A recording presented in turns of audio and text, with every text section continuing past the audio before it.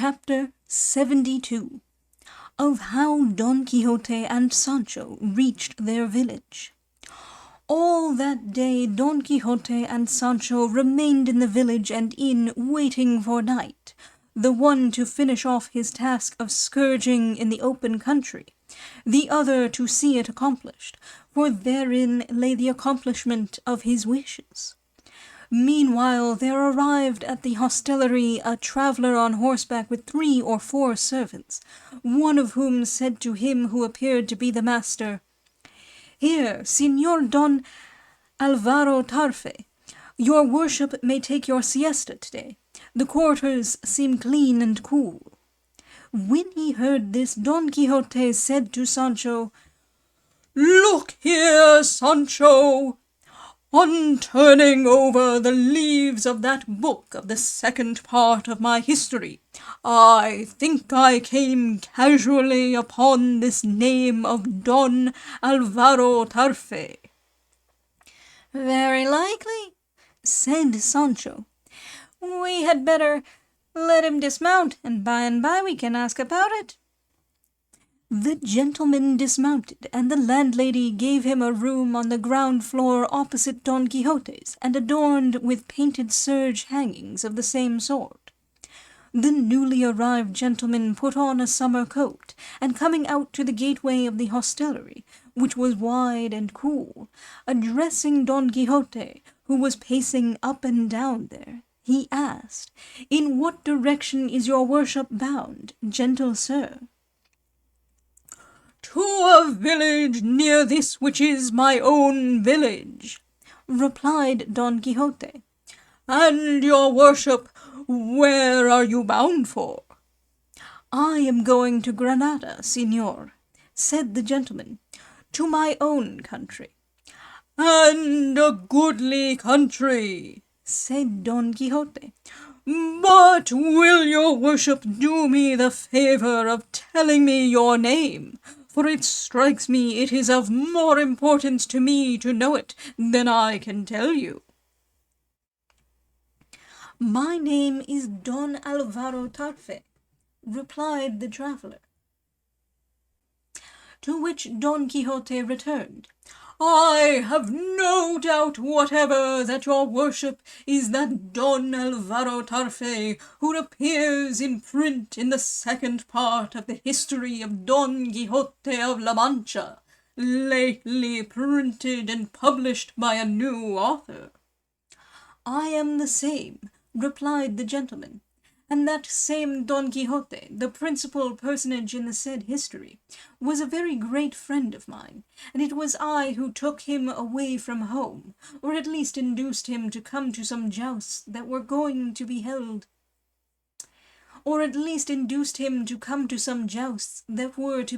at Saragossa, whither I was going myself. Indeed, I showed him many kindnesses, and saved him from having his shoulders touched up by the executioner, because of his extreme rashness."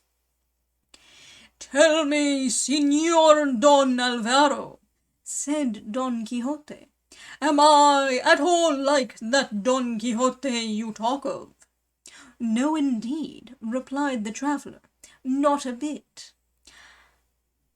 "And that Don Quixote," said our one, "had he with him a squire called Sancho Panza?"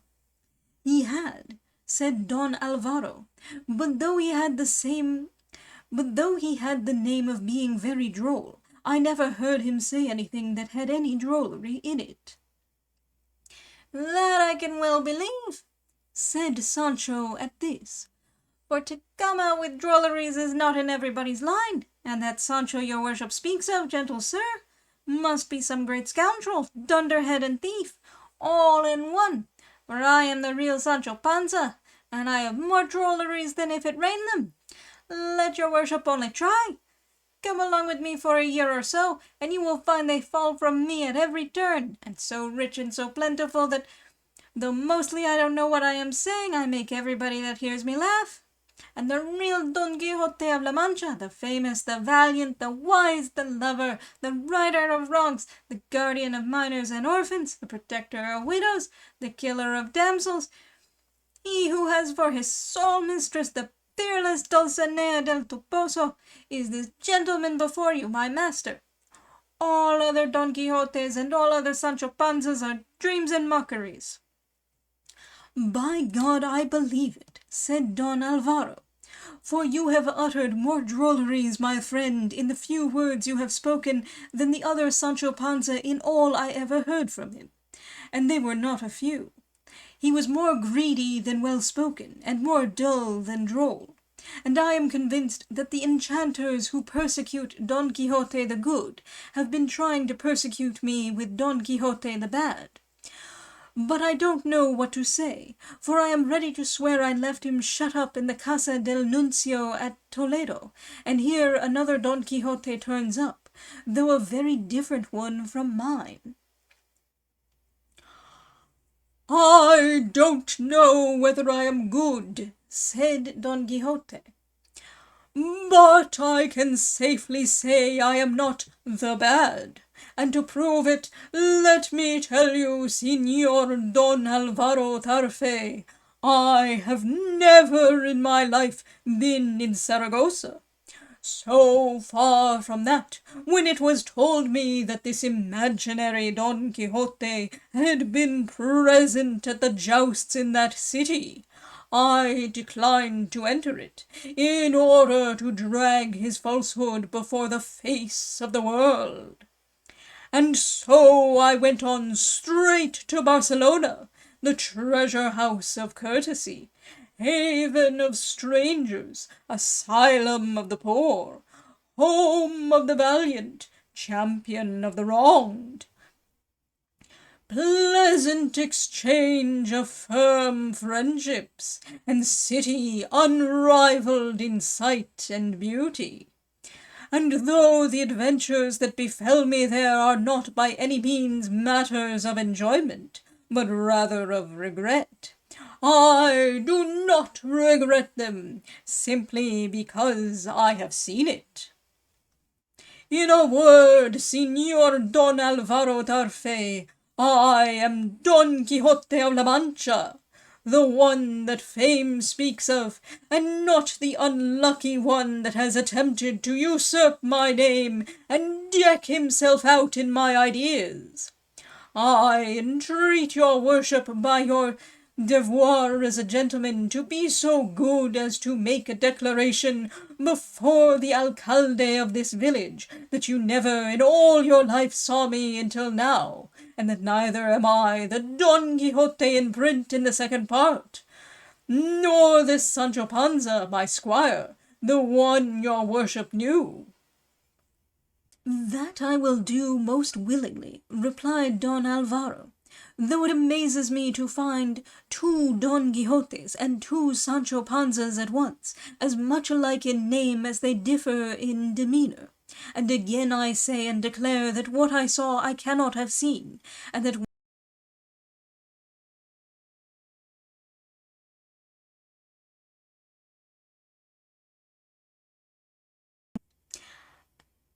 that what happened me cannot have happened." "No doubt your worship is enchanted, like my lady Dulcinea del Toboso," said Sancho. "and would to heaven your disenchantment rested on my giving myself another 3,000 and odd lashes like what I'm giving myself for her, for I'd lay them on without looking for anything." "I don't understand that about the lashes," said Don Alvaro. Sancho replied that it was a long story to tell, but he would tell him if they happened to be going the same road. By this dinner time arrived, and Don Quixote and Don Alvaro dined together. The alcalde of the village came by chance into the inn together with a notary, And Don Quixote laid a petition before him, showing that it was requisite for his rights that Don Alvaro Tarfe, the gentleman there present, should make a declaration before him that he did not know Don Quixote of La Mancha, also there present, and that he was not the one that was in print in a history entitled Second Part of Don Quixote of La Mancha, by one Avellaneda of Tordesillas. The alcalde finally put it in legal form, and the declaration was made with all the formalities required in such cases, at which Don Quixote and Sancho were in high delight, as if a declaration of the sort was of any great importance to them, and as if their words and deeds did not plainly show the difference between the two Don Quixotes and the two Sanchos.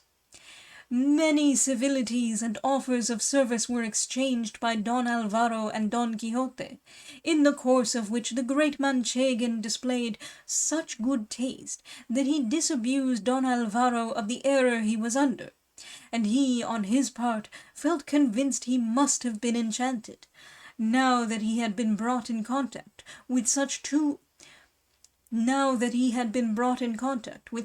such opposite Don Quixotes.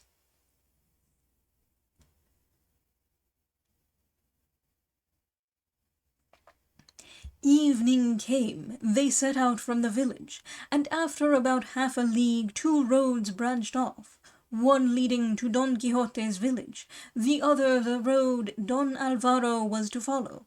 In this short interval Don Quixote told him of his unfortunate defeat, and of Dulcinea's enchantment and the remedy, all which threw Don Alvaro into fresh amazement, and embracing Don Quixote and Sancho he went his way, and Don Quixote went his.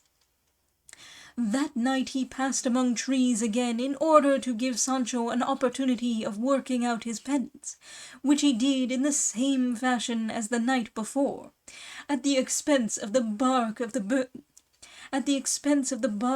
beech trees much more than of his back, of which he took such good care that the lashes would not have knocked off a fly had there been one there. The duped Don Quixote did not miss a single stroke of the count, and he found that together with those of the night before, they made up 3,029. The sun apparently had got up early to witness the sacrifice, and with his light they resumed their journey, discussing the deception practised on Don Alvaro, and saying how well done it was to have taken his declaration before a magistrate in such an unimpeachable form. That day and night they travelled on, nor did anything worth mention happen them, unless it was that in the course of the night Sancho finished off his task, whereat Don Quixote was beyond measure joyful. He watched for daylight, to see if along the road he should fall in with his already disenchanted Lady Dulcinea, and as he pursued his journey there was no woman he met that he did not go up to see if she was Dulcinea del Toboso, as he held it absolutely certain that Merlin's promises could not lie. Full of these thoughts and anxieties, they ascended a rising ground, wherefrom they descried their own village, at the sight of which Sancho fell on his knees, exclaiming, "Open thine eyes, long for home, and see how thy son Sancho Panza comes back to thee, if not very rich, very well whipped. Open thine arms and receive too thy son Don Quixote, who, if he comes vanquished by the arm of another, comes victor over himself, which, as he himself has told me, is the greatest victory anyone can desire. I am bringing back money, for if I was well whipped, I went mounted like a gentleman." "Have done with these fooleries," said Don Quixote. "Let us push on straight and get to our own place, where we will give free range to our fancies and settle our plans for our future pastoral life." With this they descended the slope and directed their steps to their village. and saved him from having his shoulders touched up by the executioner because of his extreme rashness. Avellaneda, Chapter 9.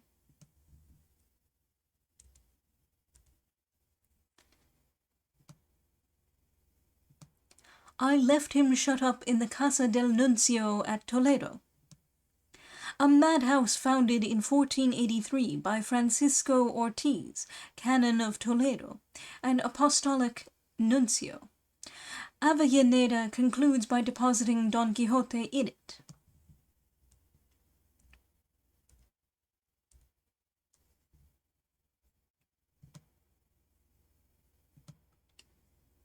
I'm bringing back money, for if I was well whipped, I went mounted like a gentleman.